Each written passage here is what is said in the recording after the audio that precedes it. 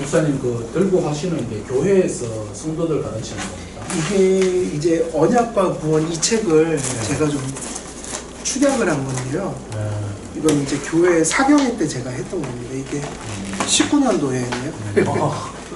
목사님 교회에서? 우리 교회, 성도님. 네. 그래서 이제 저희들이 이제 구원의 서정으로 들어가면 종교개혁 때 이제 구원의 서정은 여러 이제 순서들이 있지만 지금 저희들이 가장 헷갈려하는 게 이제 칭의 성화 부분이니까 종교개혁 때도 구원의 서정 중에 이 부분에서 이제 부딪혔죠. 그리고 이 부분이 사실은 성도님들이 신앙생활하면서 가장 갈등을 많이 갖는 아주 그런 헷갈린 부분이기도 한데, 그래서 이 칭의와 성화를 칼빈은 이중은총이라고 얘기를 했어요. 그래서 우리가 그리스도 안에서 우리가 은총을 받는다고 할 때 그 은총이라는 것은 결국 뭐죠? 이게 칭의와 성화로 나타난다. 이것도 사실 은총이고 이것도 은총이에요. 그런데 이것이 분리되지 않지만 구분해야 되는 은총이에요. 그러니까 로마 교회의 문제는 이게 뒤섞인 거죠. 칭의와 성화가 뒤섞인 겁니다. 그래서 지금도 똑같은 justification이라고 할 때 천주교는 의화론이라고 해요. 의화론이라는 게 뭐냐면 의인이 의라는 얘기도 들어가는데 변화되는 거. 그러니까 그들이 얘기하는 칭의는 실제로 변화되는 거죠. 그러니까 이게 우리에게는 있을 수가 없는 일이거든요. 칭의는 법적인 문제다. 그러면은 이중은총이라는 걸 얘기하면서 칼빈이 강조한 건 칭의와 성화의 관계를 정립하는데 분리되지 않지만 반드시 뭐 해야 되냐면 구분해야 하는, 구별되어야 하는 성격이 다른 은혜의 그런 측면을 가진 은총이다. 결국은 이 이야기를 이제 하면서 구원의 서정을 이야기할 때 이제 이신칭의하고 우리가 하나님 앞에 순종하는 문제가 어떻게 이렇게 엮여져 가는 건가? 행위 언약하고 은혜 언약하고 어떻게 다른가? 이제 이런 걸 중점적으로 볼 텐데, 우리가 이제 지금부터는 행위 언약 얘기하는 게 아니라 무슨 은혜? 은혜 언약이죠? 그러면 은혜 언약에서 공식이 있습니다. 항상 헷갈린 게 구약과 신약의 관계를 오해할 때 많이 생기고, 이 구약에 있어서 가장 우리를 헷갈리게 하는 건 모세 때 율법 때문이에요.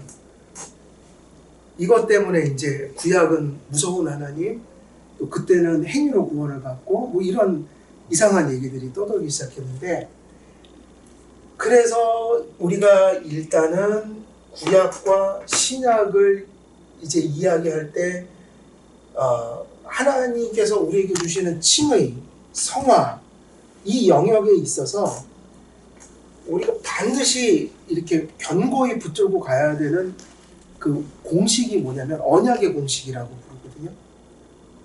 그래서 언약의 공식은 이제 두 가지 정도일 거예요. 하나 잘 알려진 거는 언약이 뭐냐 그러면 하나님이 우리의 하나님 되고 우리가 그분의 백성 되는 거다. 이게 이제 언약의 목적이고, 그러나 우리가 이제 여기서는 좀 다른 의미인데 이 공식이라는 것이 그게 무슨 얘기냐면 구약과 신약은, 그래서 우리가 구약과 신약이라고 하면 은혜 언약은 이렇게 되죠. 창세기 3장 15절 원시복음부터 해서 은혜 언약이 시작됐다고 봐야 되고, 여기는 행위 언약의 역사지만 이거를 설명하기 위해서 주신 거니까 목적은 은혜 언약을 위해서 주신 거예요. 설명이, 계시가. 그러면 어디까지 가냐면 요한계시록까지. 그럼 이 사이에 구약과 신약이 있다. 그럼 여기서 공식이 뭐냐면 옛 언약과 새 언약은 본질에 있어서 하나의 언약이라는 거예요. 그 얘기 뭐냐면, 뭐가 본질이냐면 우리가 구원받는 방법, 구원을 하시는 분, 다시 말하면 예수 그리스도 안에서 믿음으로 구원받는다는 이 복음이 구약이나 신약이나 절대로 본질에 있어서는 다를 수 없다. 그래서 다 예수님을 통해 구원받는 거죠. 근데 오시기 전이니까 여긴 예표적인 거고 여기는 성취적인 것이다. 근데 결국 누구를 바라봤는가? 이렇게 바라봤고 이렇게 바라보는 거죠. 오신 예수님을 우리는 바라보고, 그러면서 공식의 두 번째는 뭐냐? 그러나 본질은 하나인 언약이 시행에 있어서, 시행은 뭐냐면 부차적이고 외적인 형식에 있어서는 시대마다 다르다. 그러니까 당연히 모세 언약하고 예수님이 새 언약 이렇게 오셔서 맺은 거는 본질은 같지만 부차적이고 형식적이고 외적인 면에 있어서 다르죠. 그리고 언제나 구약 시대에는 늘 달랐어요. 예를 들면 노아 언약, 그 다음에 아브라함의 언약, 그 다음에 또 누구죠? 아브라함 다음에 이제 모세 언약, 그 다음에 모세 언약 지나가면 이제 선지자 시대가 오고, 이제 선지자 시대에서 이제 선지자들이 아예 사라져버리고 암흑기가 오잖아요. 침묵기가 오고, 그 다음에 이제 예수님 도래하는. 이게 이제 다른데 본질이 하나다. 그럼 이게 본질이 다 다르다고 하면 이제 그때부터 뭐가 되는 거냐면 그게 세대주의가 되는 거죠. 세대주의는 시대마다 각각 본질이 다른 언약이 나타났다 실패하고 또 시작하고 또 하고 이렇게 가니까 이게 완전히 우리는 이 세대주의를 받을 수가 없어요. 그러니까 우리는 본질이 같다고 봐요. 그리고 외적 형식이 달라졌으니까 결국은 다 같은 거다, 본질은. 그렇게 이제 해석을 하는 게 되게 중요하고요. 그렇게 되면 칭의 성화가 구약이나 신약이나 같을까요, 다를까요? 같죠. 그러면 다른 것을 어떻게 해석할 것인가, 시행적 차이를. 이제 그게 이제 뒤에서 이제 저희도 좀 다룰 건데, 어찌됐든 간에 이러한 본질이 같고 시행의 차이가 있을 수 있는 하나인 은혜 언약을 전제로 해서 우리가 이제 해석에 들어가야 되고, 그런 의미에서 이 불린거하고, 그러니까 최초의 언약에 대한 단편 논문, 전문적인 언약을 주제로 제대로 쓴 논문 한 편이 있는데, 그거는 누가 쓴 거냐? 불린거가 썼어요. 불린거 때 최초의 그 언약 단편 논문이 나왔습니다. 그러니까 언약을 얘기하지 않았다는 게 아니라 논문 형식을 제대로 갖춰서 나온 게 불린거 때 나왔고, 칼빈은 이제 그 주석을 보면 거의 똑같은 얘기가 같이 나와요. 무슨 얘기를 하냐면 다 창세기 17장을 설교했습니다. 이분들이 주석도 있고 설교도 있고. 그래서 이 칼빈이나 불린거나 다 은혜의 언약을 무엇을 가지고 칭의와 성화를 해석했냐면 창세기 몇 장이에요? 17장. 15장은 뭐죠? 이게 고기 사이 지나가는 거였고, 17장은 할례를 얘기하면서, 이제 할례를 얘기하니까 할례는 뭐냐면 은혜 언약 백성들, 구약의 은혜 언약 백성들의 정체성이죠. 그러니까 할례는 성례니까, 성례는 항상 뭐가 있는 거죠? 뭐를 전하는 게 성례죠? 말씀을 전하는 게 성례니까, 의식으로. 그 안에는 그 할례를 받는다는 것의 의미를 말씀해 주셨죠. 근데 그걸 기가 막히게 요약적으로 하나님이 명쾌하게 말씀을 하셨어요. 할례 얘기를 하면서. 그럼 무슨 얘기를 하셨냐면 그때 한 게, 나는 엘시아다의 하나님이다. 그러니까 너는 내 앞에 행하여 온전하라. 이 얘기를 했는데, 이걸 가지고 불린 것도 똑같은 걸 받고 칼빈 주석을 보면 거의 똑같습니다. 둘이 짜고 한 게 아니거든요. 각자 성경을 보고 나온 결론이었는데, 뭐를 봤냐면 구약이잖아요, 본문이. 그리고 아브라함에게 하는 얘기면서, 소위 말하면 아브라함이 믿음의 조상으로서 은혜의 언약을 공식적으로 맺는 순간, 뭐 노아도 은혜 언약 백성이지만 아브라함하고 다른 건 이렇게 아브라함처럼 은혜 언약을 공식적으로 할례를 주시고 그 의식을 갖추어서 그 일종의 이스라엘의 이제 출범을 예고하고 있는 거죠. 하나님 백성의 출범을. 그런 의미에서 믿음의 조상에게 주신 말씀이기 때문에 이거는 아브라함에게 그 할례의 의미를 가르쳐 주는 거나 다름없어요. 그러면 구약의 아브라함이 어떤 얘기를 들었냐면 나는 무슨 하나님? 엘샤다이 하나님이다. 그럼 엘샤다이라는 말 자체가 되게 언약적인 의미인데 엘샤다이라는 말의 하나님은 뭐냐면 능력의 하나님이죠. 그러니까 어떤 능력이냐면 세상적인 파워가 아니라 언약을 맺으셨을 때 언약을 성취할 수 있는 힘을 가진 분, 언약을 맺으셨을 때 그 백성들이 언약을 성취할 수 있도록 힘을 공급하시는 분. 그러니까 엘샤다이 하나님이라는 말 자체가 이게 그러니까 우리가 조직신학이나 성경신학 보면 하나님의 이름은 뭐를 가리키냐면 하나님의 속성을 가리킨다고 그러거든요. 그래서 하나님의 이름은 하나님이 어떤 분인지 그 속성을 가리키니까 하나님의 이름이 여러 가지죠. 그럼 속성을 가리킨다고 할 때 이런 의미가 들어있어요. 하나님이 나는 능력의 하나님이야 그런 얘기는 언약적이라는 얘기는 이게 누구하고 관련지어서 나를 가르쳐 주시는 거야? 그러니까 나는 힘이 세 이 얘기를 하시려고 하는 거예요. 너에게 그런 하나님이야라는 얘기하는 거예요. 그래서 아까 그게 중요하죠. 항상 하나님은 말씀으로 언약을 맺으시고 언약을 이끌어 가실 때 언약이라는 게 뭐냐면 하나님과 인간의 교통이에요. 관계예요.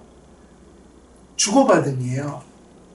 그러면 하나님은 언제나 언약적인 관계에서 자기를 계시할 때 예를 들면 나는 여호와 하나님이다. 나는 스스로 있는 자다. 이 얘기할 때 모세에게 그 이름을 가르쳐 주실 때도 똑같았어요. 소명으로 부르실 때 자꾸 나는 입이 둔하니까 말을 잘 못합니다. 도망가려고 할 때 두려워하지 말아라. 그리고 그럼 내가 어떤 근거로 제가 이거를 따라가야 하니까 하나님이 주신 대안이 나는 여호와야 이렇게 가르쳐 주셨거든요. 내가 너와 함께 할 거다. 그럼 여호와라는 이름은 하나님이 일방적으로 자기 이름을 가르쳐 주는 게 아니라 너에게 그런 하나님이 돼줄 거라는 약속이었어요. 그러니까 항상 이게 중요해요. 언약 안에서 이름을 준다는 것은 하나님의 속성인데 그 속성을 가르쳐 주는 이유는 너에게 그 속성이 너에게 역사할 거라는 얘기예요. 그러니까 너에게 그런 하나님이 되어줄 거라는 얘기예요.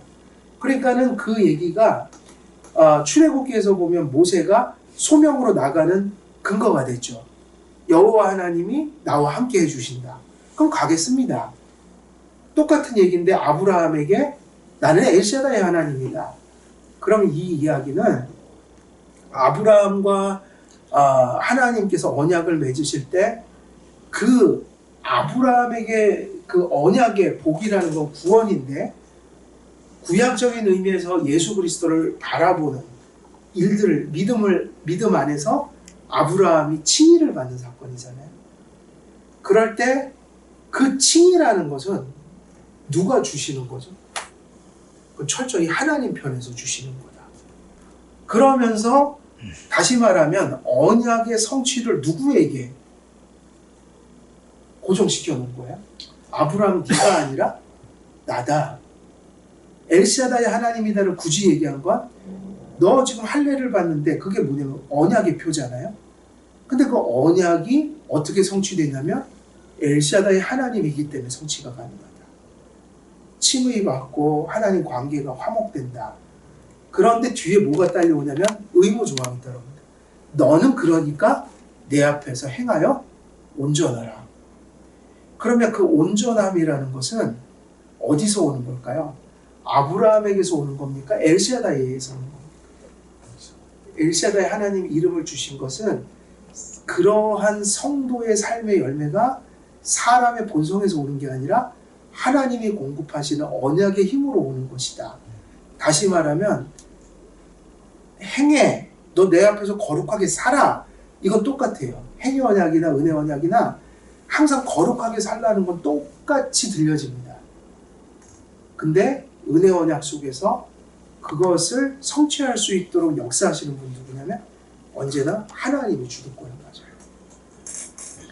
그러면 이것이 어디서 반복되냐면 출애굽기를 해서 시내산에서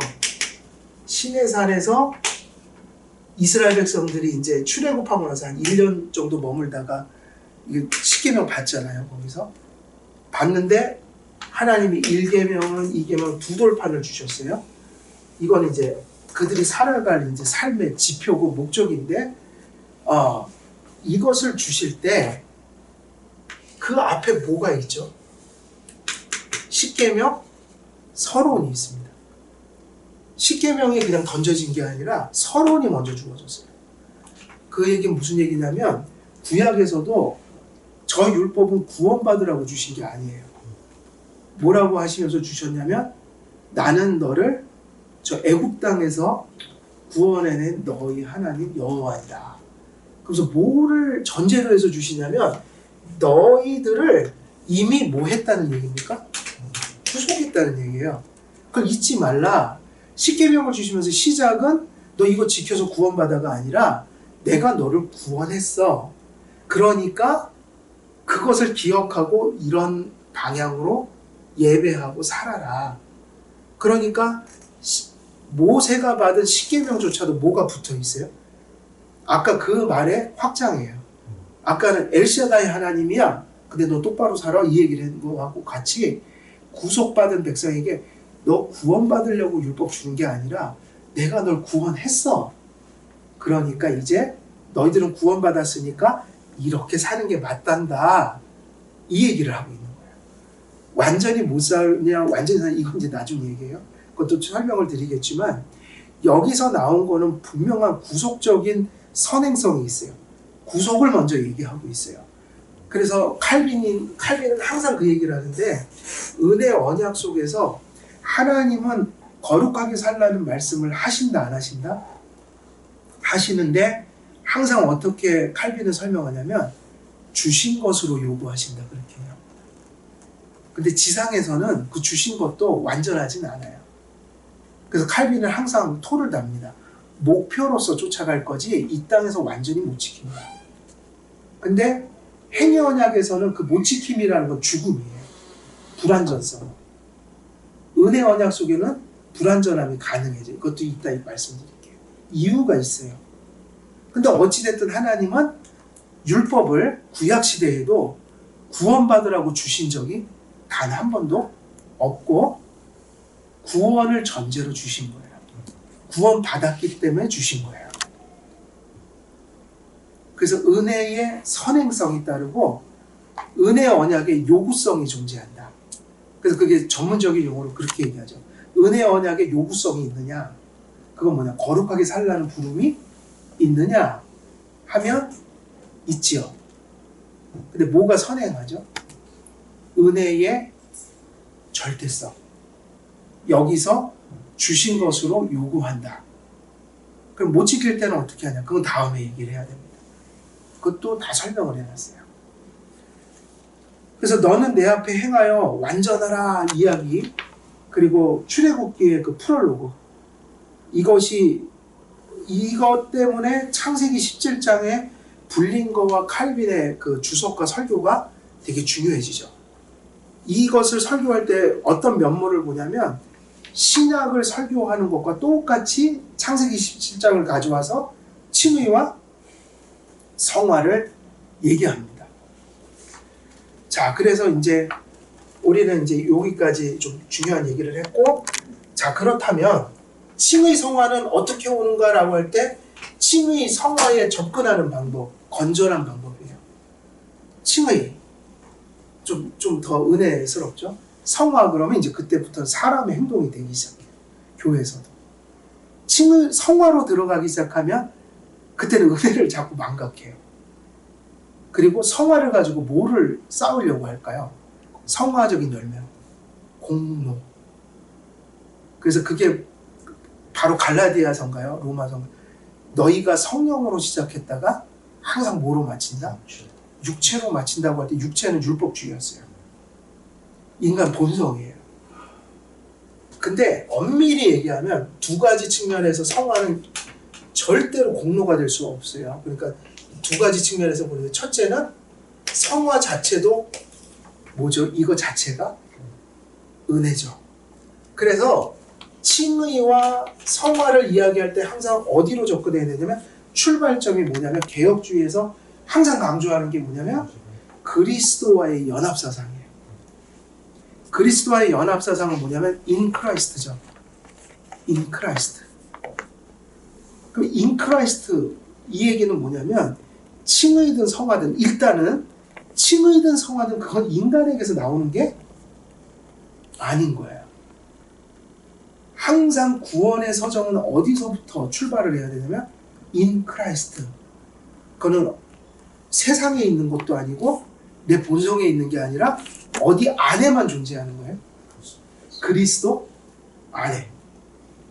그래서 칭의도 성화도 그리스도와 연합한 사람에게 나타나는 은혜지 절대로 인간의 어떤 본성에서 나오는 열매가 아니라는 거. 그래서 그리스도와의 연합이 중심에 서 있어야 합니다. 언제나 그리스도 안에서. 내가 아니라 그리스도 안에서. 그래서 이것이 그리스도 안에서 흘러나오는 은총인데 이것이 분리되지는 않지만 항상 구분해야 한다. 그러면 이제 여기서부터 이제 우리가 구분을 해야 되는데 칭의는 어떤 성격을 가지고 있냐면 칭의는 어떤 성격이죠? 법정적인 거죠. 왜냐하면 칭의라는 것 자체가 이게 뭐냐면 우리가 죄인이었고 지금도 사실은 성화가 나타나더라도 불완전한 성화예요. 그리고 우리 안에 여죄가 있나요? 없나요? 있죠? 그러니까 성화적 측면에서 보면 의를 이룰 수가 없어요. 절대로 성화는 의를 이루는 대로 갈 수가 없어요. 공로가 될 수가 없어요. 왜냐하면 불완전하니까. 근데 천주교는 성화의 열매를 가지고 칭의를 받는다 그랬거든요. 의화론. 그게 이제 종교개혁의 핵심이었죠. 그러니까 왜 그러냐면 인간이 죄인이었고 구원받아도 죄인이다. 그럼 성화는 공로가 될 수가 없다. 이렇게 돌아가니까 사람이 하나님께 의롭게 여김을 받을 수 있는 길은 뭐밖에 없죠? 성화도 아니고 오직 내 밖에서 아까 말씀드렸던 예수님이 배상을 하시고 형벌 배상하시고 율법을 지켜 이루신 공로를 뭐 받냐면 전가받는 길밖에 없으니 우리가 의롭게 되는 길은 예수의 공로 때문이다.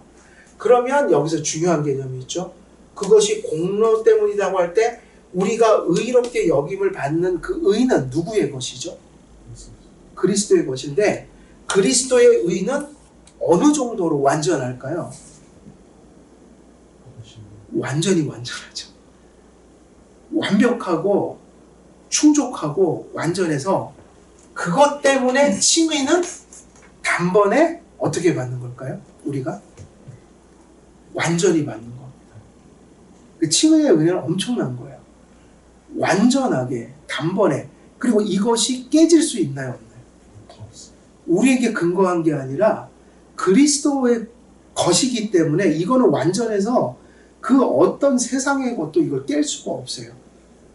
내 부족함도 깰 수가 없어요. 그래서 칭의는 단번에 완전히 받는 겁니다.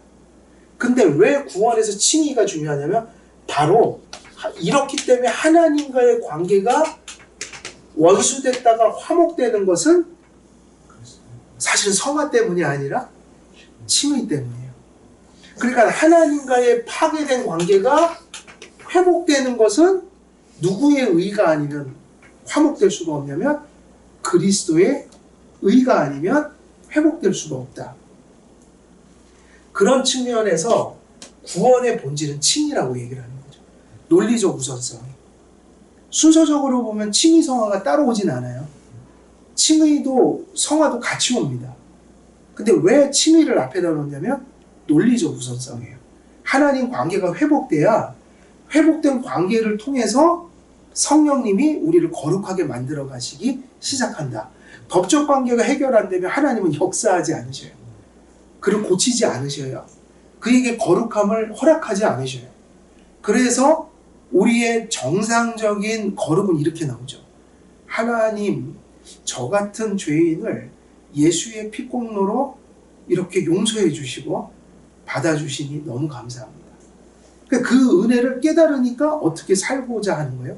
그 감사의 표현으로 거룩하게 살고자 하는 모습이 나타나는데 그걸 누가 그렇게 하시는? 성령이 그렇게 살게 하시죠. 그러니까 칭의에 대한 인식과 감사가 뭐를 유발하냐면 거룩하게 살겠다는 삶의 동기를 유발하니까 칭의가 없으면 뭐가 없는 거예요? 성화가 없는 거죠. 그래서 칭의 성화는 함께 가야 되는 거죠. 하지만 논리적 우선성은 칭의에 있다. 근데 칭의는 단번에 완전한데 이유는 그리스도의 의가 완전하기 때문에. 근데 성화는 성령의 역사이긴 하지만 우리 안에 뭐가 있어요? 죄성이 나와 있으니 지금 우리에게 역사하시는 성령의 일은 뭐냐면 남은 죄성을 계속 죽여가시며 그리스도를 닮은 형상을 강화시키는 역할. 그래서 그거를 뭐라고 하냐면 죽임과 살림. 날마다 죽고 또 사는. 죄인된 나는 죽고 그리스도를 닮은 내가 또 사는. 부활을 매일매일 경험하는. 이게 성화죠. 그래서 우리가 이제 이렇게 보게 되면 성화는 상태적인 거라면 칭의는 법정적인 것이다. 이거 완전히 단번에 끝났고 이게 토대가 돼서 여기가 성화가 일어나는데 성화는 일생에 걸친 과정이다. 그럼 이제 결론이 나죠. 성화로는 공로를 세울 수가 없다. 왜냐하면 율법은 어느 정도를 요구하니까요. 완전한 걸 요구하기 때문에 아직 우리의 성화는 미치지를 못해요. 그러니까 율법은 우리가 가야 될 뭐일까요? 목표입니다. 그러니까 복음으로 구원받은 자가 이제 삶에 있어서 하나님의 성품에 부합한 삶을 사는 거, 부합한 예배를 드리는 거, 이렇게 해야 되는데 이게 사실은 죄성에 있어서 완전한 그 경지에 이를 수가 없다. 항상 우리는 지금 불완전 속에 있죠. 그 과정이 있어야 한다. 그럼 이제 여기서 중요해지는 게 뭐냐면 이제 그렇기 때문에 무슨 답이 나오냐면 많은 성도들이 지금 힘들어하는 부분이 이 부분이죠. 남은 죄. 아무리 노력해봤자 불완전하고 또 죄를 짓는다. 그래서 이제 무슨 주제를 개혁주의자들이 얘기하냐면 남은 죄성으로 인해 불완전한 선행에 이를 수밖에 없는 그러한 상태, 우리의 상태를 은혜 언약 속에서 어떻게 이해할 것인가, 어떻게 살아야 되는가, 이 상태 속에서. 그러면 일단은 이제 이건 구별해야 합니다. 불신자도 지금 죄가 있고 신자도 죄가 있죠. 이거는 차이는 어디에 있을까요? 두 사람 중에 차이는. 이 사람은 거듭나지 않았고 이 사람은 거듭났으니까 여기는 죄가 어떻게 지배하니까 죄의 지배력이 역사하고 있고요. 여기는 죄가 있지만 거듭났고 성령이 통치하시기 때문에 죄는 있어도 뭐는 죽었다고 봐야 돼요? 죄의 지배력. 그러니까 적어도 우리가 성도들이 죄를 짓더라도 죄성을 인정하더라도 불신자와 같지는 않다는 것을 인식해야 돼요. 그게 뭐냐면 우리는 죄의 지배력 속에 있지 않다. 그럼 조금만 더 설명해 드릴게요. 왜냐하면 이게 뒤에 아마 답이 있을 수도 있어요. 그래서 어떤 의미냐면 죄의 지배력이라는 것이 죽었다라는 것은 우리가 거듭남의 정의 때문이에요. 성령이 우리에게 생명을 심을 때 우리는 죄가 없어지는 게 아니라 주도적인 성향이 바뀌는 거예요.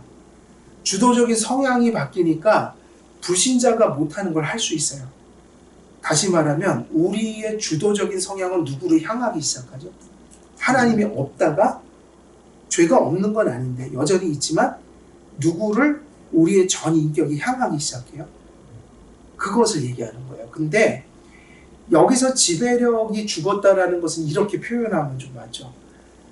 자, 이게 좀 불신자하고 다르다.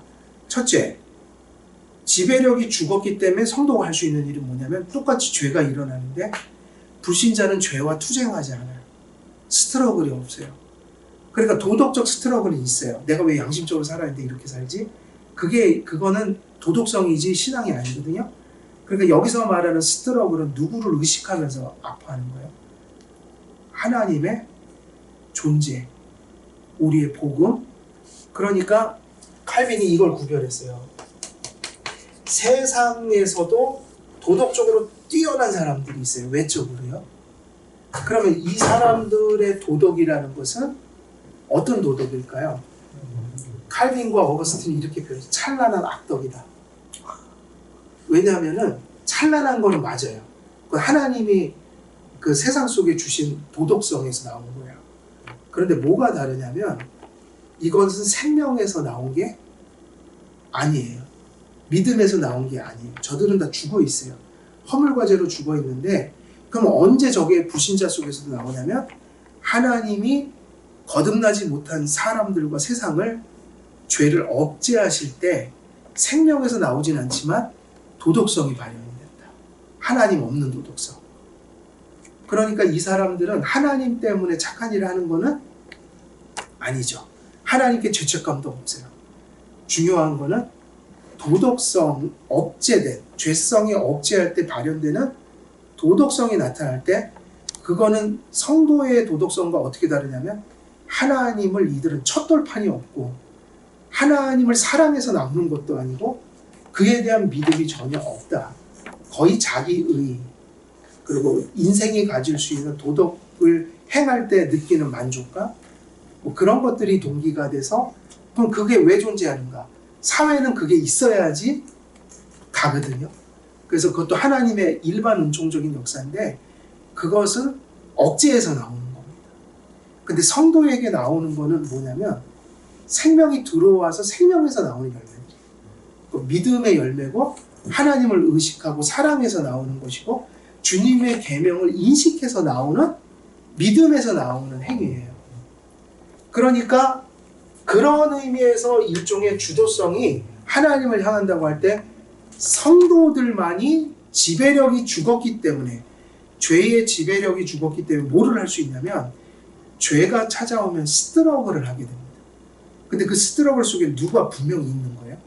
그냥 도덕적 스트러글이 아니라 하나님에 대한 인식 속에서 나오는 죄에 대한 아픔이고 싸움이고 투쟁이에요.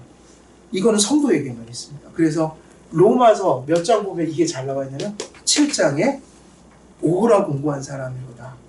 거듭난 바울의 고백이다. 물론 다르게 설명하면 되지만 근데 왜 이거를 중요시하냐면 이제 로마서 8장 가면 오호라 공부한 사람이다 해놓고 그러나 예수 그리스도 안에 있는 자에게는 결코 정죄함이 없나니 칭의를 얘기한단 말이에요. 그러니까 이 스트러글링을 하는 거, 그 다음에 이제 조금 더 긍정적인 면에서 모두 할 수 있죠. 거듭난 자들은 스트러글만 하는 게 아니라 열매도 맺죠. 가끔은 믿기 때문에 할 수 있는 거예요. 근데 이제 가장 좀 최악의 상황에서는 성도가 사실은 뭐를 저질러요? 죄를 저지를 때가 있다. 근데 죄의 지배력이 죽었기 때문에 죄를 짓는 성도들은 반드시 뭐를 할까요? 회개가 나타나죠. 그래서 우리가 권징을 할 때 그 원리죠. 누가 엄청난 범죄를 저질렀다. 회개하라. 회개의 표를 보여주면 용서해 주죠. 회개의 표를 보이지 않으면 회개할 때까지는 이방인처럼 여기라고 했거든요. 왜냐하면 회개가 죄가 그를 지배하지 않는다는 증거인 거예요. 물론 그게 한참 방황할 수도 있지만 생명을 가진 자는 결국은 돌아온다. 회개한다. 그러니까는 죄의 지배력이 죽은 사람이 할 수 있는 세 가지가 뭘까요? 스트러글, 그리고 열매를 맺기도 하고 죄를 지을 경우에 반드시 뭐를 한다? 회개의 표를 드러낸다. 그럼 이 정도의 삶을 살면 그는 불완전하지만 적어도 뭐가 죽은 거예요? 그 안에서 죄의 지배력이. 다시 말하면 죄의 지배를 받고 있다면 이 세 가지는 불가능합니다. 거짓으로 할지는 몰라도 실제로 할 수는 없어요. 그래서 이런 죄의 지배력이 죽었다라는 걸 전제해서 이제 우리는 이제 무슨 얘기를 할 수 있냐면 이게 기독교 강요나 하이델베르그 신앙고백서, 웨스트민스터 신앙고백서 다 나오는 공통된 매우 강조하는 부분들인데 이 주제가 뭐냐면 불완전한 성도의 뭐죠? 선행. 이거를 설명한 부분이에요. 이거를 어떻게 설명할 것인가? 진정한 믿음은, 그러니까 이 부분을 우리가 설명을 하면 이렇게 되겠죠. 자, 이런 고백들은 너무 중요해요. 저는 이게 교회에 있어서 하나님 앞에 바르게 살려고 하는 교회들이 이 의식을 깔고 가야 된다. 이 의식을 잃어버리면 정말 무서워집니다. 교만해집니다. 그게 뭐냐면 이런 의미들이요. 우리가 선한 것을 추구하지만 우리 실존은 이렇다는 거예요. 뭐냐? 우리의 불완전함의 자취는 여전히 남아있어서 이게 거듭난 자들, 교회. 가장 훌륭한 행위도 이건 가정적이에요. 이 세상에 아마 최고로 성화된 분이 계시다면 가장 훌륭한 자도 여전히 항상 어떤 육의 불결로 얼룩지고 부패된다고 말한다. 근데 우리는 벌써 이 훌륭하게 사신, 물론 이제 지도자들이 있으시죠. 근데 그런 지도자들을 어떻게 많이 바라봐요? 너무 성인처럼 돼요. 지금 이 이야기는 누구의 고백일까요?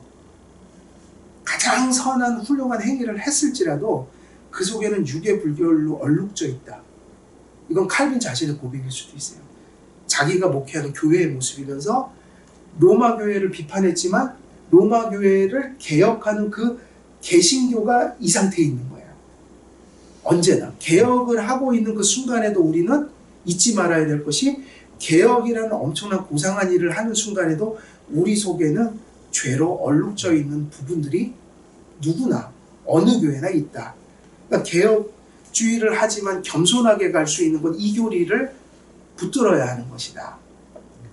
그래서 뭐라고 하냐면, 말하자면 찌꺼기가 그 선행에 섞인다는 것이다. 그러니까 뭐가 있기 때문이죠? 죄가 우리 안에 지배력을 잃었지만 남아있다. 그리고 하이델베르그 신앙고백서는 이렇게 얘기합니다. 그러나 왜 우리의 선행이 하나님 앞에서 우리의 의나 그것의 일부가 될 수 없는 것인가? 다 하나님의 심판대 앞에 인정될 수 있는 의인들은 절대적으로 완전하고 그리고 하나님의 율법의 모든 측면에서 일치해야 하는데, 아까 이 얘기죠. 성도들도 마찬가지예요. 율법의 완전에 도달해야지 원래는 엄밀한 의미에서 의를 얻을 수 있는 것인데, 우리의 성화는 거기에 미치지를 못하니 사도 바울이 오호라 공부한 사람이라는 건 이런 실존을 얘기한 거겠죠. 그리고 빨리 칭의로 넘어가죠. 그래서 하나님의 율법의 모든 측면에서 일치해야 하는데, 이 생에서 우리의 가장 훌륭한 행위도 또 똑같이 얘기해요. 이건 하이델베르그거든요. 칼빈도 똑같은 얘기를 하죠.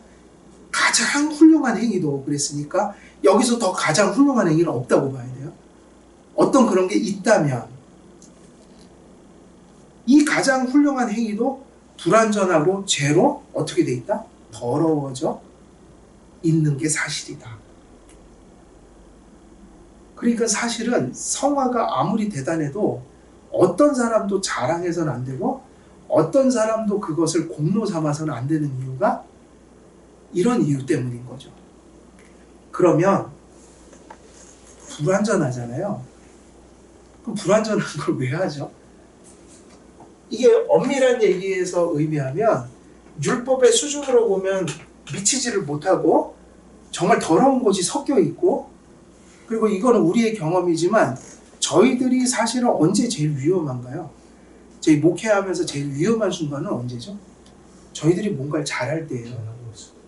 설교를 잘할 때, 우리가 막 이제 열심히 목회할 때, 사람들이 막 늘어날 때, 어떤 사람들이 자꾸 나한테 내 목양을 하면서 생각하면서 막 목사님 때문에 제가 이렇게 버티고 삽니다, 막 뭐 와서 이런 얘기 막 할 때, 그때 이제 우리는 최고로 위험해져요. 왜냐하면 그 얘기 듣고 교만해지지 않을 사람은 아무도 없습니다. 벌써 그 얘기 듣는 순간 벌써 올라와요. 막 교만해져요. 그게 참 아이러니하죠. 선은 행해야겠지만 또 선을 행한다고 다 문제가 해결되는가? 그 다음이 되게 중요하다. 선한 일을 행하고 보통 넘어지는 일들이 되게 많은데, 이유가 뭐냐면 바로 이 이유 때문이죠. 가장 선한 일을 행했지만 거기서 사실은 기생하고 있는 것이 뭐냐면 교만한 마음, 이런 것들이 막 피어오르는 게 그 순간들이다. 그러면 묻는 거죠. 왜 그러면 불완전한 것이 하나님 앞에 이게 사실은 저주스러운 것인데 엄밀히 보면 그거를 그러면 할 필요가 없지 않은가? 어차피 이게 안 되는데 그냥 영화되고 나서 거룩함을 경험하면 되지 않는가? 그 큰일 나죠 이제. 그럼 도덕폐기론이나 구원파처럼 되죠. 자, 하나님은 이 불완전한 성화의 행위를 받아주실까요? 안 받아주실까요? 받아주시죠. 근데 토가 달리죠. 어떻게 해서 받아주시는 걸까요? 그래서 이제 이런 문제가 되게 중요해요. 이게 구약도 똑같습니다. 하나님의 율법에 도달할 수 있는 사람은 단 한 사람도 없다. 그러니까 분명히 이건 불완전해요. 그리고 일종의 오염 물질이 섞인 선행들이에요. 우리가 하는 모든 것들이에요.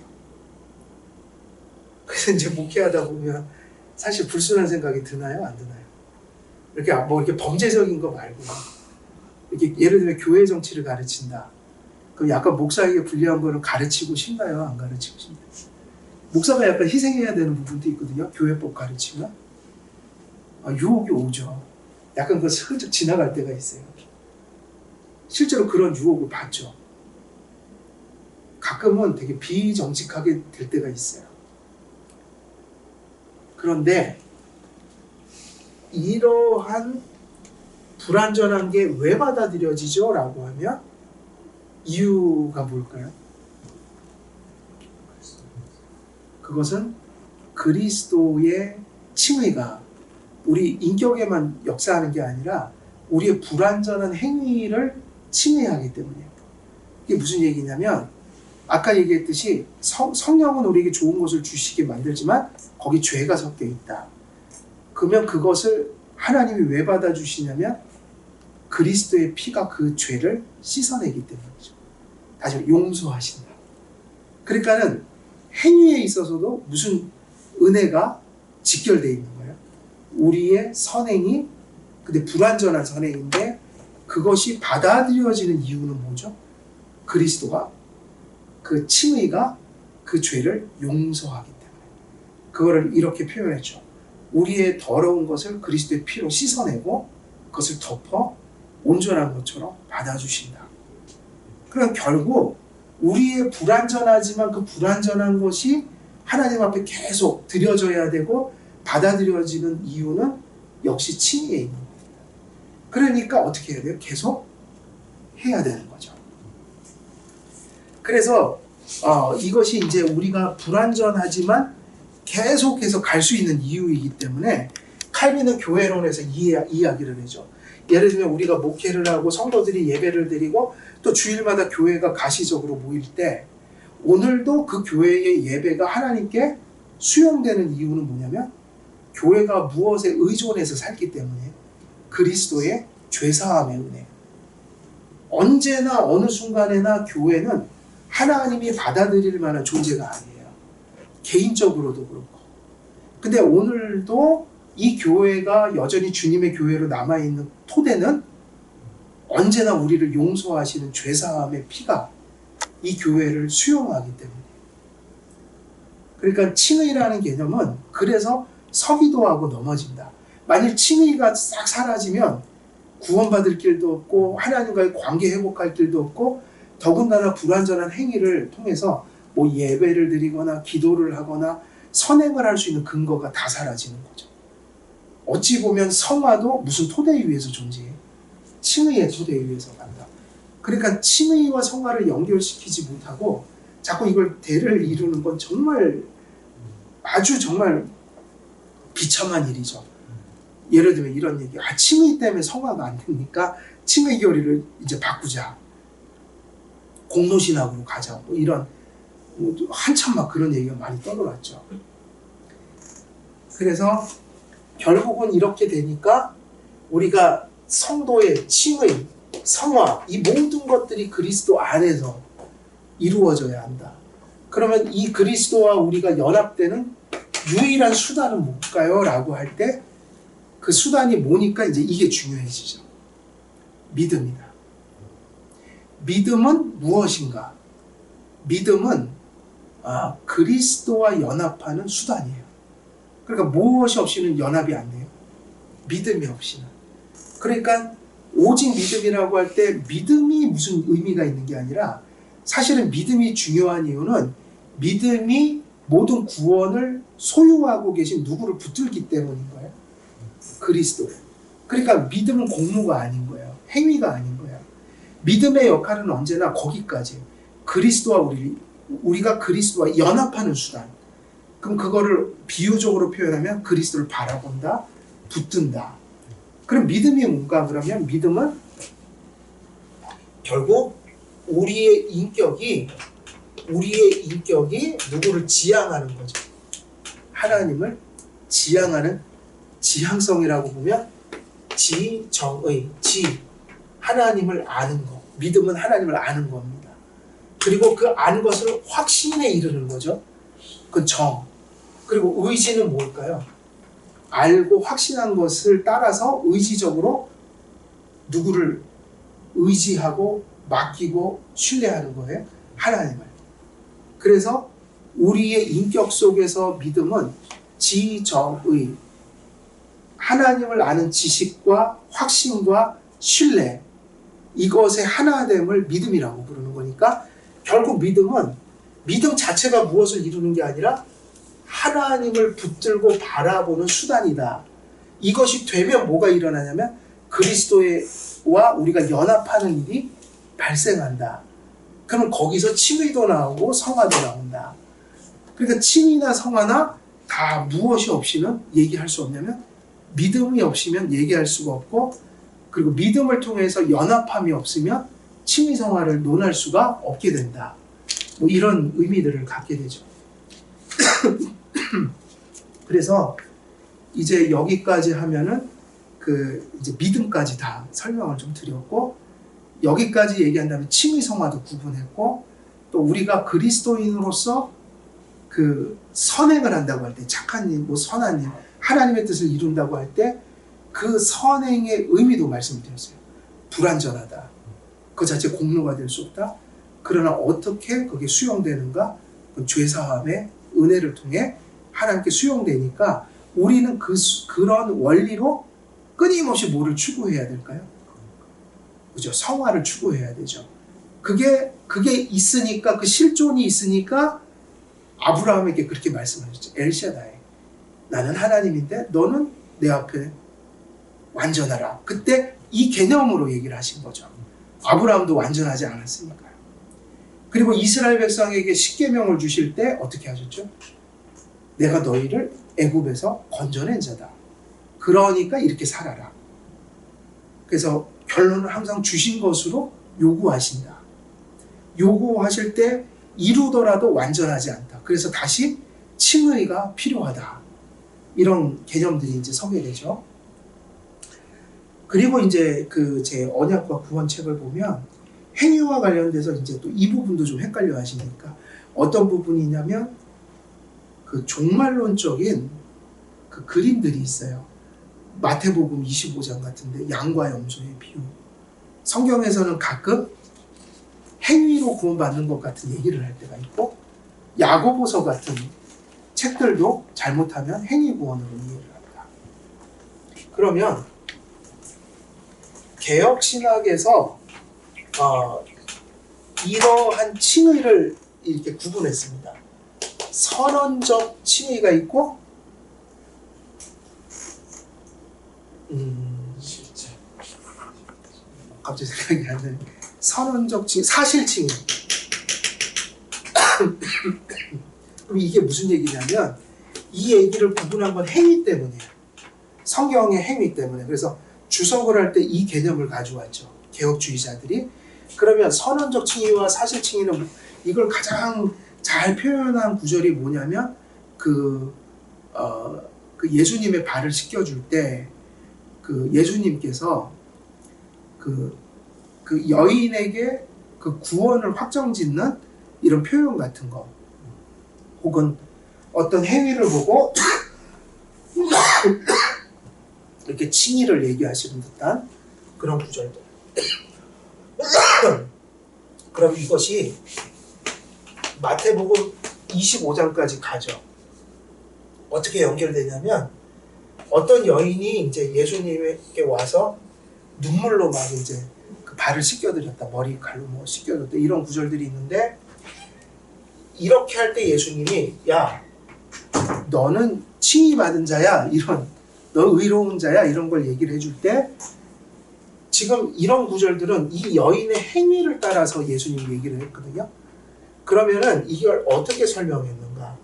이 여인을 보면요, 이미 이 여인은 예수님을 믿었을까요, 안 믿었을까요? 믿었어. 믿어갖고 여기 지금 온 거죠. 믿었으니까 사랑이 생겼고 예수님께 감사한 마음을 표현해주고, 이건 성화적인 거예요. 그러니까 예수님이 보신 건 성화의 열매였어요. 그러면 성경은 이런 표현들이 참 많다는 거예요. 이 여인이 며칠 전인지 몇 시간 전인지는 모르지만 예수님을 믿었습니다. 안 믿다가. 그러니까 이 여인은 뭐를 받은 거죠? 칭의를 한 번에 단번에 완전히 받았죠. 그 믿을 때 믿음에 의한 칭의를 받았는데, 이 믿음에 의한 칭의를 받으니까 아까 말한 대로 뭐를 나타내게 되는 거죠? 성화가 나타나기 시작하죠. 주님이 나를 이제 이렇게 하나님 관계가 내게 화목되고 용서해 주셨고 날 구원해 주셨다. 너무 감사해. 난 주님께 감사를 표현해야지. 그럼 이건 성화의 행위인데, 이 칭의를 뭐라고 하냐면 사실칭의라고 해요. 이게 바로 우리가 교리에서 얘기하는 바로 그 칭의 자체. 이건 단번에 변화가 없는 과정이 아닌 이미 이 여인 속에 완성되어 있는 거예요. 그런데 이 칭의를 받은 것은 무엇에 의해서 받은 거죠? 믿음에 의해서 받은 거죠. 그러니까 칭의는 변함이 없는데, 이 칭의를 한 믿음이 분명할 때, 이 믿음이 분명하니까 계속해서 칭의는 아니지만 무슨 열매가 나타나게 돼 있어요? 성화의 열매가 계속 반복적으로 나타난다. 그러면 선언적 칭의는 뭐냐면 사실 칭의를 뒤집어 엎는 개념이 아니라, 칭의를 하는 믿음을 가지고 있을 때, 그 믿음이 분명할 때 칭의를 하는 믿음은 동시에 성화를 일으키는 믿음이니까, 이 여인에게서 성화가 계속 반복될수록 뭐가 확실하다는 것을 가르쳐 주는 거죠. 믿음이 분명하다. 왜냐하면 성화는 믿음에서 나오니까. 그렇다면 그가 가진 믿음이 분명해질수록 그가 뭐를 받은 것이 확실해져요? 칭의. 그러니까 성화가 나타날 때마다 네 믿음은 진짜다. 지금 네가 믿음이 있어서 자꾸 그런 게 나타나니까 너 너무 보기 좋다. 그러니까는 선언적 칭의라는 거는 칭의가 일어났다는 얘기가 아니라 그 칭의를 일으킨 믿음이 분명해서 거기서 자꾸 성화의 열매가 나올수록 믿음의 진정성이 확고해지고, 그 믿음의 진정성이 확고해지면 칭의가 확실해지니까 선언적으로 하나님이 네 속에 있는 믿음이 진짜고 네 속에 있는 칭의가 그래서 더 진짜인 거야 라는 말을 자꾸 반복해서 해주실까요? 안 해주실까요? 칭의가 반복된다는 게 아니라 네 칭의는 네 믿음과 성화의 열매를 볼수록 얼마나 견고한지 나는 알겠다. 다시 말하면 칭의가 발생하는 게 아니라 이미 있는 칭의를 자꾸만 칭찬해 주시는 개념으로 선언해 주신다. 다시 말하면 믿음의 행위에서 나온 것은 그것은 구원의 원인이 아니라 믿음이 진정한 것이라는 표가 자꾸 흘러나오는 거예요. 그러니까는 그게 확실해지면 확실해질수록 모두 확실해지는 거죠. 칭의에 대한 확신이 더해지는 것이다. 그럼 하나님이 그걸 몰라서 선언해 주는 게 아니라 우리들의 유익을 위하여 네 믿음이 진짜야. 이런 열매를 맺는 거를 보니 성화를 일으키는 믿음이 분명하니 너는 칭의를 받은 자가 분명해 라는 것을 우리에게 자꾸만 선언해 주시는 것. 그러면 이것이 자꾸 반복되다가 언제 최종적으로 끝내버리시겠어요? 완전히 영화된 모습을 보시면서 이제 너의 영화된 모습을 보니 너는 진정한 칭의 받은 자다. 최종적인 선언을 해주시는 게 양과 염소의 이게 이야기들이었어요.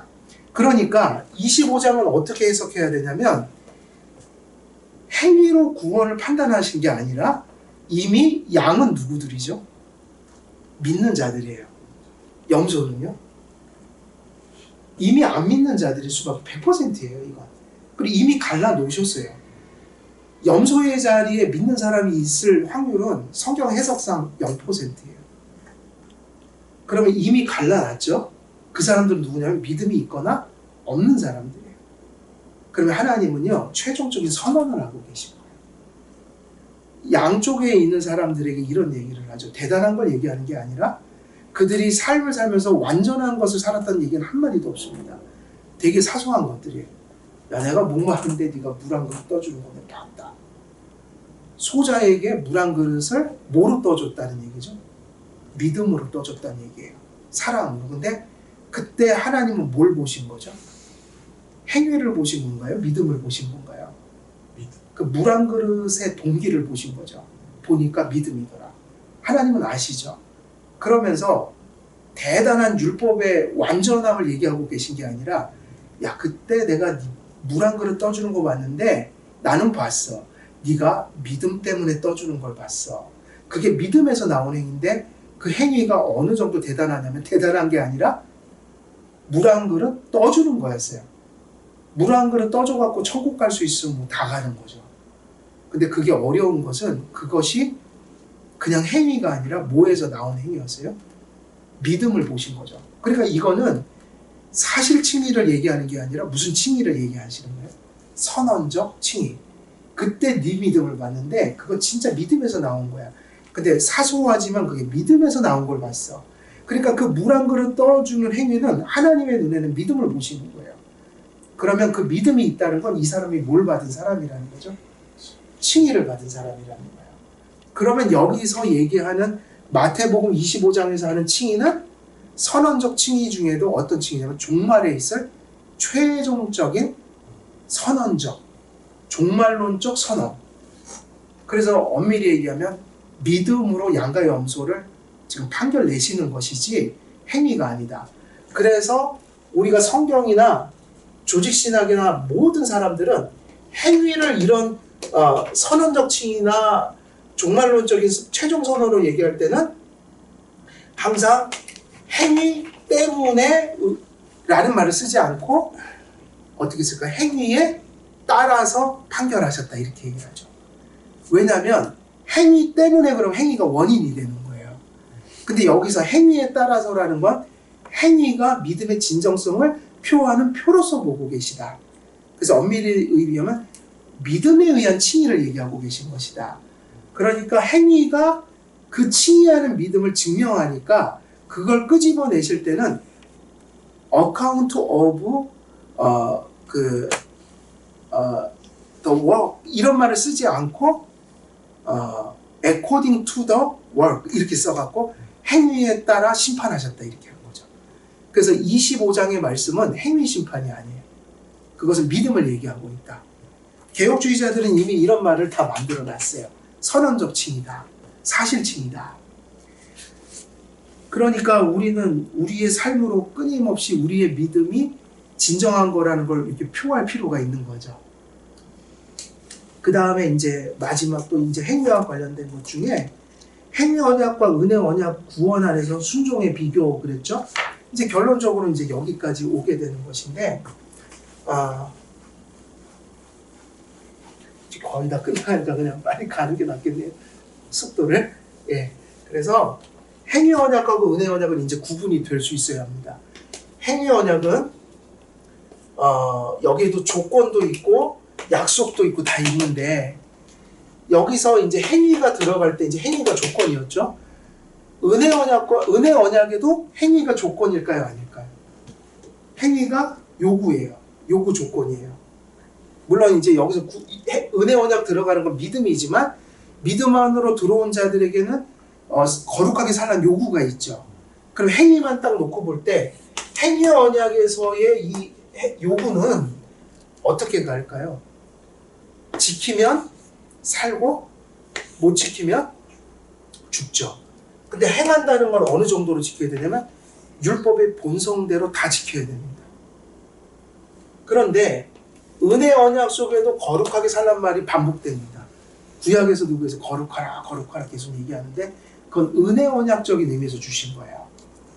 그러면 일단은 이 거룩한 행위는 은혜 언약 속에는 뭘까? 그러니까 여기서는 행위의 언약의 약속을 우리가 성취하는 조건으로 주어졌기 때문에 행위의 언약 속에서 약속을 받는다는 건 완전한 순종을 이룬다는 것이고 그걸 이루지 못한다는 것은 이제 죽는다는 걸 의미하니까 행위 언약 속에서 죄를 짓는다는 의미는 뭐냐면 이것은 하나님 앞에 뭐를 받는 거냐면 형벌을 받는 요소죠.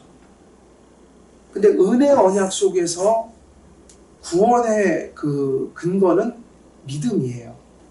그래서 이제 더 엄밀한 조건을 믿음으로 보고 은혜로 보는데 은혜 언약 자체가 그리스도 안에서 선택받고 은혜를 받아 믿음 받아 또 저기 성화되는 이런 은총 속에 있는 자들이 은혜 언약 속에 존재하는 거죠. 그러니까 은혜 언약의 본질은 은총이다. 칭의 성화다. 뭐 이렇게 볼 때 성화가 존재하니 거룩한 요구가 있기는 하나 율법을 보면 이제 성화가 되는 사람들이 하나님 앞에 어떻게 살아야 될지 삶의 표준이라고 이제 율법을 이해한다면 은혜 언약 속에서 율법이 주어질 때 성도는 그 역시 완벽한 순종을 이룰 수 없다. 그러면 이제 순종을 한다고 할 때는 아까 그런 의미에서 그리스도께서 피로 씻으시고 그것을 수용하셔서 순종이 존재하게 되는 거죠. 불완전하지만 그런 순종의 실제가 존재할 수 있다. 그러나 불순종도 있나요, 없나요? 그럼 이제 은혜 언약 속에서는 이렇게 가죠. 순종을 하면 유익이 뭐냐면 순종에 대한 약속이 있습니다. 그건 뭐냐면 은혜 언약의 복을 누리고 사는 거예요.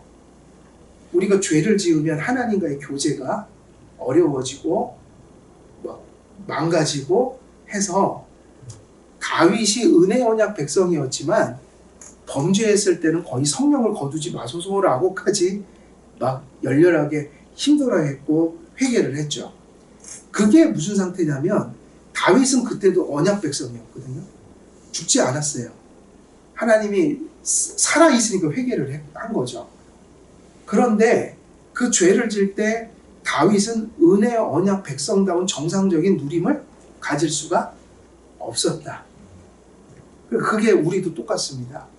그래서 은혜 언약 속에는 불순종을 할 때 형벌은 없어요. 다시 말해 지옥 가거나 하나님이 버리진 않습니다.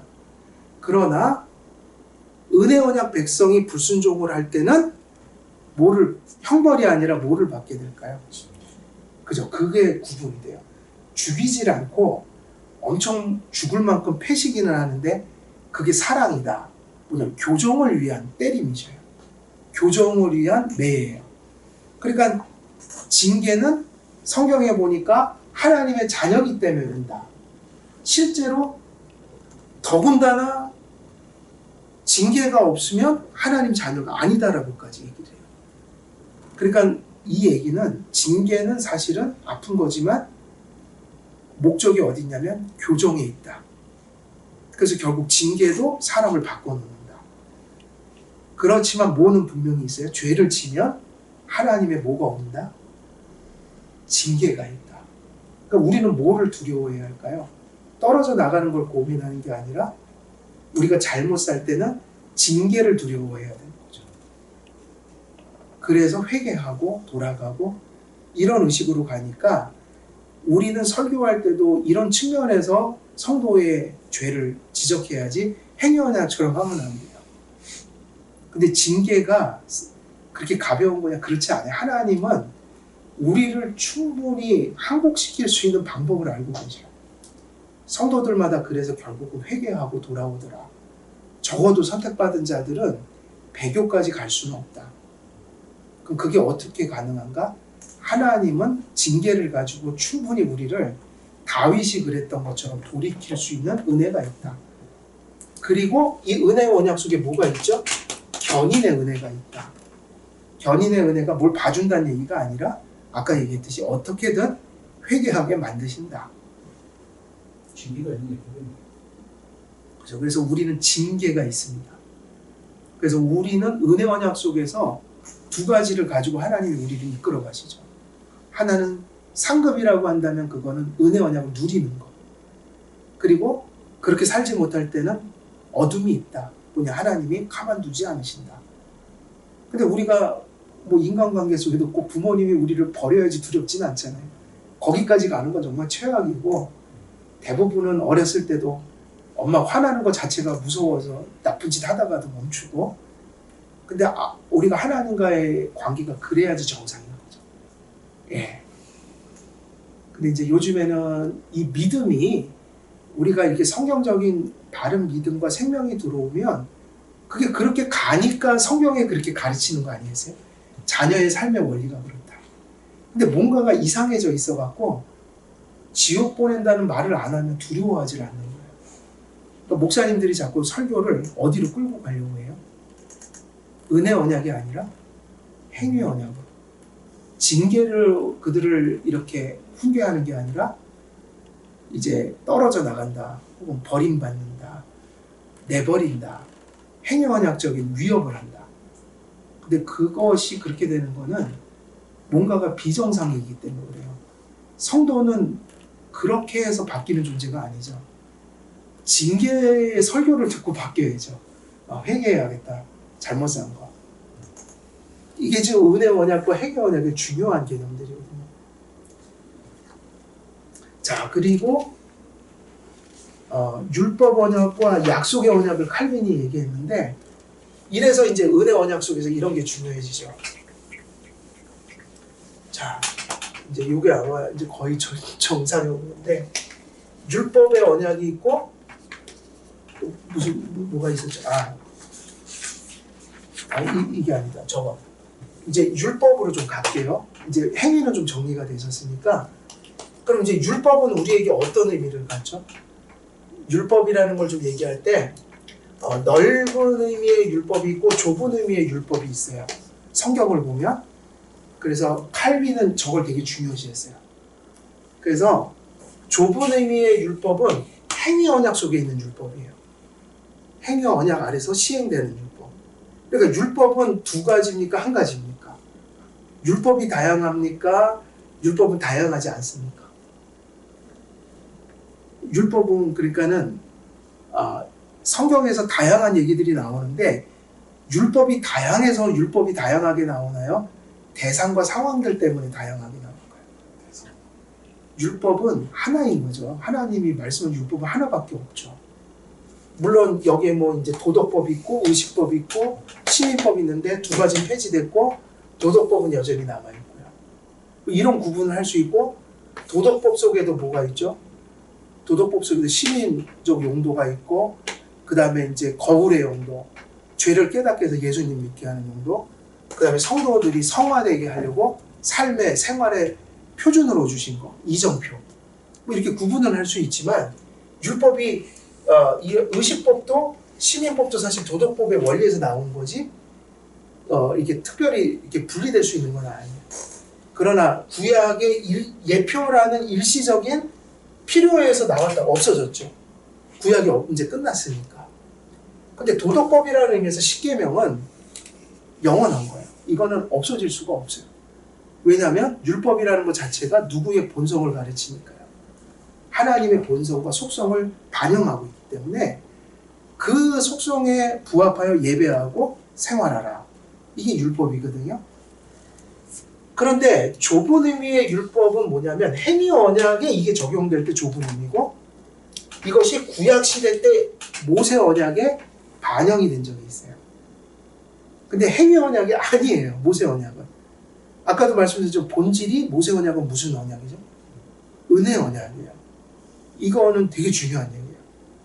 그런데 중요한 건 넓은 의미의 율법이 뭐냐, 좁은 의미의 율법이 뭐냐 그러면, 이제 이 부분이 모세 언약을 이해하는 데 있어서 키와 같은 역할을 하죠.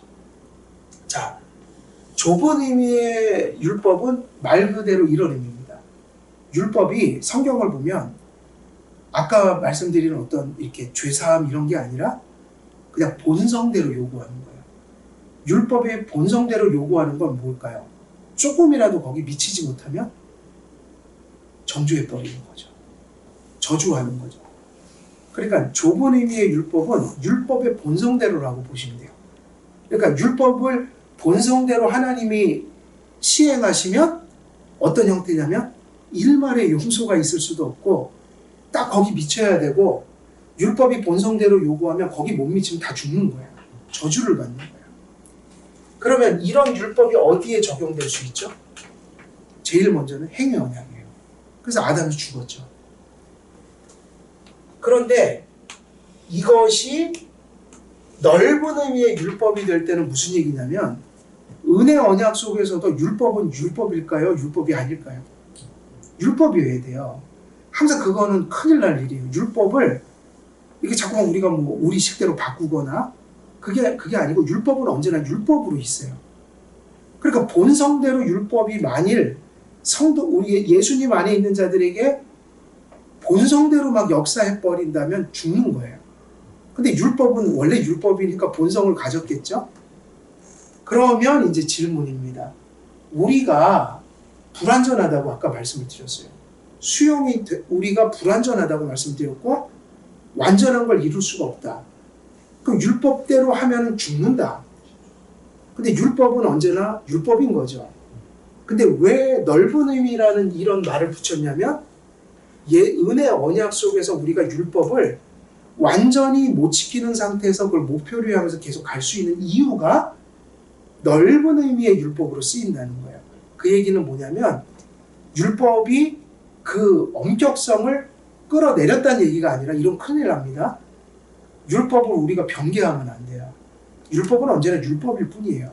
그런데 율법만 있으면 우리는 즉사를 하는데 넓은 의미는 뭐냐면 우리가 어디 언약 속에 들어와 있기 때문에 은혜 언약 속에 들어와 있기 때문에 그리스도가 함께 해주시잖아요. 그가 우리와 함께 할 때 율법은 엄격하고 엄중한 거지만 그의 용서가 그 안에 더 함께하고 그의 자비가 함께하고 그의 은혜가 함께하므로 이 율법의 엄중성이 엄중성으로 나타나지 못해요. 무슨 얘기냐면 그 말은 맞지만 우리가 율법의 엄격함에도 불구하고 불완전한데 계속 사는 것은 그리스도의 용서가 율법과 함께하기 때문이죠.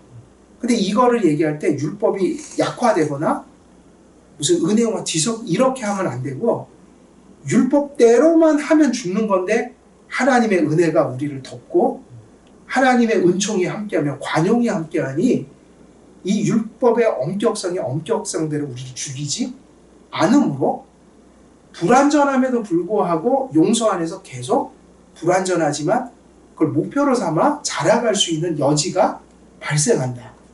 그게 무슨 의미의 율법이에요? 넓은 의미.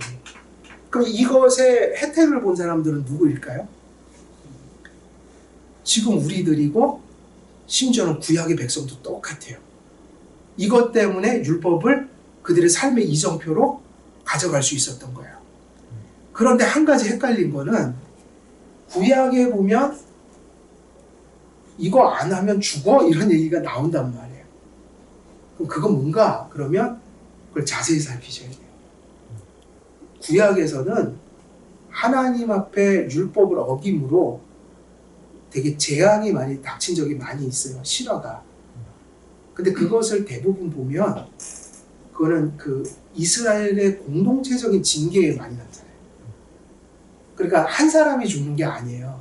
딱 죄진 사람만 죽는 게 아니라 공동체를 향해서 막 그 역병을 내리시고 전쟁을 일으키시고 짐승을 보내서 막 그 해하시고 또 기근이 찾아오게 하시고 대부분이 그거는 공동체적인 징계였어요.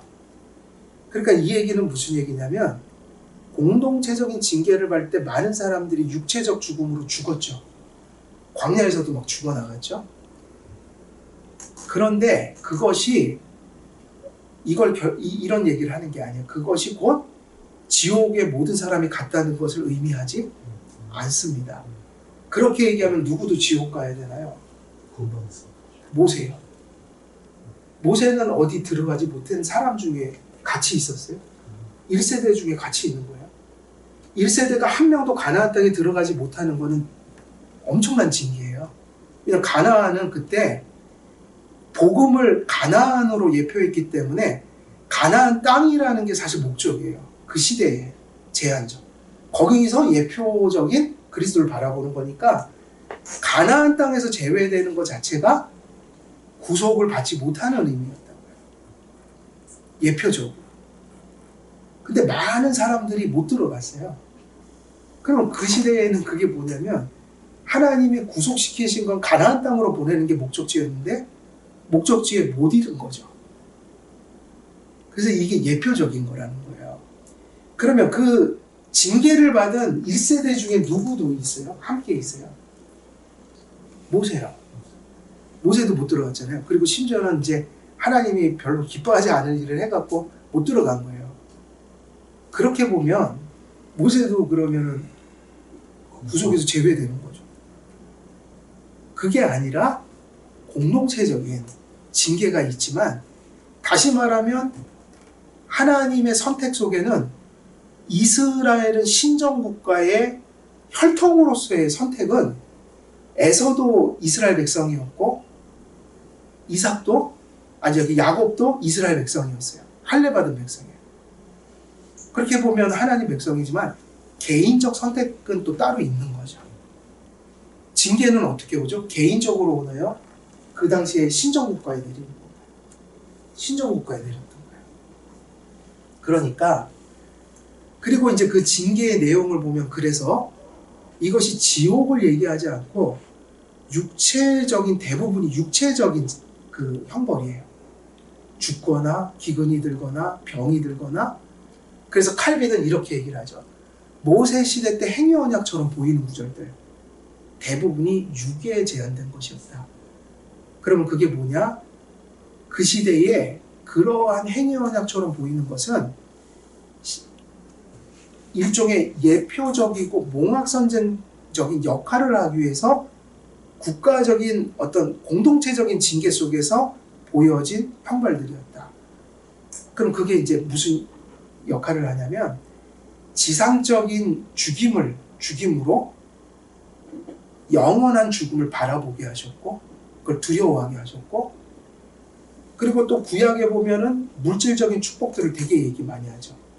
사실은 그게 산상수훈에 가야지 이제 그야말로 영적인 그 본연의 하나님 나라를 드러내는데 구약에선 대부분 땅 거기서 뭐 좋은 걸 결실하는 거 뭐 들어가도 나가도 복 받아갖고 맨날 막 넘치도록 막 음식이 있고 이런 것은 다 뭐냐면 물질적인 걸 가지고 영적인 축복을 예표했다.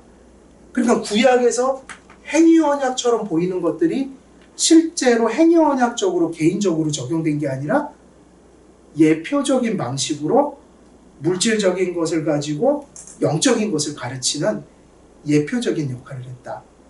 그리고 어떤 면에서는 율법의 그런 강력한 시행을 해서 이런 지금 말씀드린 이런 형벌을 줄 때 사람들은 저마다 인간이 뭐라는 걸 절실히 깨닫게 되는 거예요.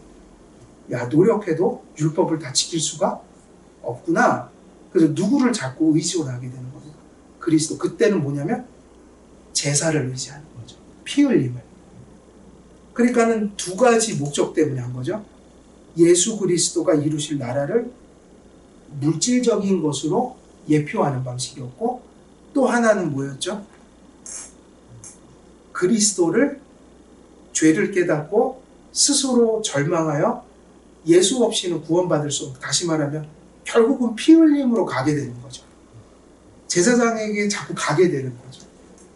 그래서 칼빈의 결론은 그거였어요. 모세 언약에서 율법주의처럼 보이는 부분이나 행위 언약처럼 보이는 부분은 다 무엇을 가르치기 위한 용도로서 예수님을 예표하거나 예수님으로부터 성취될 일을 예표하거나 또 하나는 뭐냐면 몽학선생 죄를 더 깊이 깨달아서 늘 그리스도를 향하게 만드는 그런 역할로서 아까 얘기했던 구약에도 어떤 게 있냐면 넓은 의미의 율법도 있지만 어떤 율법이 시행됐던 거예요. 구약 시대에 좁은 의미의 율법이 모세 시대에 존재했다. 근데 그게 행위 언약이냐고 그럴 때 아닌 이유가 뭐냐면 그렇게 행위 언약처럼 보이는 것도 결국은 누구를 가리키기 위한 거였냐면 예수님을 가리키기 위한 거니까 그건 행위 언약이 아니었던 거죠. 그래서 예표적인 예수님 오시기 전에 예표적인 시대였기 때문에 모세 시대의 특징은 이렇게 정리가 되죠. 모세 시대의 특징은 그 예수님을 가르치는데 신약처럼 오셔서 보여준 게 아니니까 어떤 시스템을 가지고 가르친 거예요? 율법 시스템을 가지고. 근데 율법이 많이 등장하긴 하지만 항상 본질은 누구에게 인도하기 위한 거였냐면 그리스도께 인도하기 위한 거였다.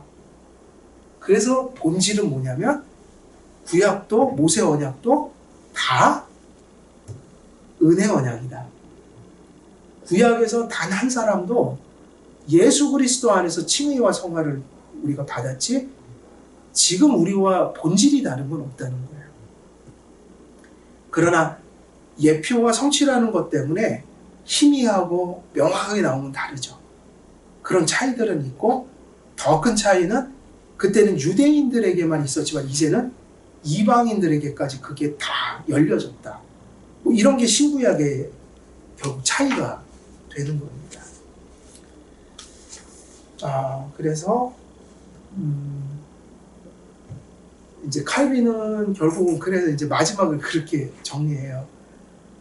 그래서 그 결국은 성화가 이런 의미들 속에서 칭의와 성화의 이런 관계 속에서 또 율법에 대한 이런 이해 속에서 이제 결국은 성화와 거룩을 추구해야 된다, 안 해야 된다?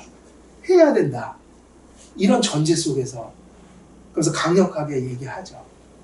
그래서 이제 성화를 두 가지로 이제 요약합니다. 하나는 뭐냐면 십자가 지는 삶, 그리고 자기 부인하는 삶. 그래서 이제 성화를 거기서 끌어내죠. 너희가 나를 좇으려면, 너희가 내 제자가 되려면, 그죠? 자기를 부인하고 날마다 제 십자가 지고 나를 좇을지니라. 그리고 이제 다른 의미로 또 해석하면 날마다 이제 죄된 나는 죽고 또 그리스도 형상으로 새로워지는 일을 매일매일의 회개를 통해서 또 우리에게 공급하시는 은혜를 통해서. 그래서 성화는 뭐냐면 매일매일이에요. 순간순간 말씀의 수단을 통해서 나를 돌아보고 성령님이 또 조명해 주시는 대로 회개하고 결단하면서 그렇게 하루하루 이렇게 목표를 향해서 다가가는 삶. 근데 그게 왜 가능한가? 죄사함의 은혜 속에서 부족하지만 계속 갈 수 있다. 이렇게 가니까 율법 폐기론도 아니고 율법주의도 아니고 또 완전주의 같은 게 개혁주의는 존재하지를 않죠. 그리고 결론적으로 모든 것이 다 은혜다. 근데 은혜이지만 거룩하게 사는 삶의 실제가 가능하다. 이런 의미에서 이게 이제 개혁주의의 이제 칭의성화의 어떤 결론입니다. 그래서 지금 너무 많은 양을 엄청나게 주셨는데 지금 말씀드린 내용은 지금 저희들이 거룩하게 살아야겠다는 삶을 실천할 때 이런 여백들이 이런 것들로 채워지지 않으면 엄청나게 그 성화라는 것이 그냥 도덕에 불과한 것이 되거나 율법주의가 되기도 하고. 근데 결국은 율법주의나 도덕이 되면 실제로는 어떻게 될까요? 절망하게 됩니다. 한계에 부딪히거든요. 그래서 어디로 가냐면 율법주의적인 사람이 보통은 율법 폐기론자가 돼요. 살 만큼 해봤는데 안 되더라. 그러니까 어떻게 가냐면 이제 막 살자. 이게 되게 위험한 모습들이 있죠. 그래서 오늘 이제 여기까지 하면 다 마친 것 같습니다. 제가 기도하고 마치겠습니다. 은혜로우신 아버지 하나님, 오늘도 귀한 목사님들과 또 하나님의 복음을 나누었습니다. 전한 복음이 많이 부족하고 또 많은 내용들을 다 전하지 못했지만 또 함께 나눈 말씀들 속에서 주님의 성경에서 또 하나님의 말씀에서 주신 내용들이 있다면 우리의 가슴 속에 기억되게 하시고 또 뿌리내리게 하시고 또 이러한 진리들이 목회 현장 속에서 결실할 수 있도록 성도들을 견고한 성도로 세워갈 수 있도록 하나님 성령으로 충만케 하시며 또 함께하여 주옵소서. 감사드리오며 우리 주 예수 그리스도의 이름으로 기도드리옵나이다. 아멘. 네, 감사합니다. 이제 그 책에도 나온 내용이고 우리가 어떤 책에도 나온 내용인데 모세의 선행으로 말미암아 이스라엘 백성이 함께 유익을 누리고 다윗의 선행으로 말미암아 유익을 누려서 그래서 호튼 같은 경우는 그들의 선행을 그리스도의 공로의 예표를 보잖아요. 네, 그렇게 보는 사람들이 있고 또 교육주 안에서도 그건 좀 위험하지 않느냐라고 보는 사람이 있더라고요. 위험한데 예, 예. 이제 이렇게 얘기하면 별로 의미가 없죠. 그게 공로가 아닌데 그렇죠. 예표니까. 예표니까. 예표는 항상 그건 아니잖아요. 예, 그냥 그렇게 한 거는 제가 볼 때는 그 결론은 별 문제가 안 되는데 그거를 이제 받는 사람들이 오해할 소지가 너무 많아서 실제로 그러니까 오해가 그죠. 되니까. 그러면서 이제 우리도 그런 이제 유추를 하게 되면 우리도 잘못한 공로 신학으로 자꾸 우리를 몰고 갈 수는 있을 것 같아요. 근데 저는 홀튼이 약간 그 어쩔 때 약간 루터파적인 요소도 좀 있는 것 같으면서 홀튼을 저는 좀 싫어하는 이유가 그분의 신학을 의심하는 게 너무 산만해요. 그러니까 너무 자기의 그 신학을 너무 많이 풀어내갖고 그러니까 너무 예시도 많고 그게 오히려 단순하게 전하면 더 이해 잘 될 거를 헷갈리게 만드는 게 아닌가. 근데 홀튼은 그걸 이해시키려고 자꾸 그렇게 하지만 저는 약간 반대적인 느낌이 들어서 그런 표현들이 좀 자제했으면 좋지 않을까 싶은 마음이 있어요. 그러면 그 목사님 뒤에 우리 이거 김찬영 목사님이라고 네. 합신에서 박사학위 받은 분이 있는데 네네. 그분이 이제 박사학위 논문을 썼지 않습니까? 제가 뭐 읽다가 저는 그만뒀는데 그래서 저는 이제 개혁주의 안에서 아무나 통제하는 거 아닌가? 우리가 어차피 그래야 신학이 나오는 게 한데 그래서 이제 아마 이승 교수님 지도받아서 그랬었는 것 같은데 이승 교수님 말씀도 보면 우리와 다르다 이렇게 평가한단 말이에요. 그럼 거기서 나는 우리가 누구지? 라는 의문이 있었어요. 왜냐면 다 기업주의라는 틀 안에서 크게 다 같은 편이라고 보는데 뭐 언약신은 워낙 바리에이션이 많으니까 근데 이렇게 하면 우리와 다르다 너무 궁금한 거예요. 그래가지고 근데 재근이한테 전화해가지고 형 여기서 말하면 우리가 누구야? 이렇게 물어봤거든요. 그러니까 합신에서 그 언약신학의 메인스트림으로 어떻게 나가는 겁니까? 글쎄 그거를 좀 파악이 안 되는 거예요. 그래요? 그 교수마다 달라요?